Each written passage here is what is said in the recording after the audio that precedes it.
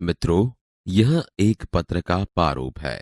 पत्र लिखते समय इस प्रारूप यानी कि ढांचे को ध्यान में रखने पर हम सरलता से पत्र लेखन कर सकते हैं। यहाँ पर क्रमशः 1 से 10 तक के मुद्दों में क्या क्या लिखना है उसकी जानकारी दी गई है। तो आइए इसे अच्छी तरह से समझे।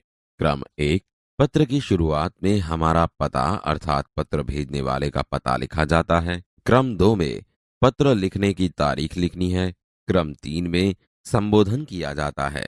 क्रम 4 में अभिवादन लिखा जाता है। क्रम 5 में पत्र लिखने का कारण लिखा जाता है।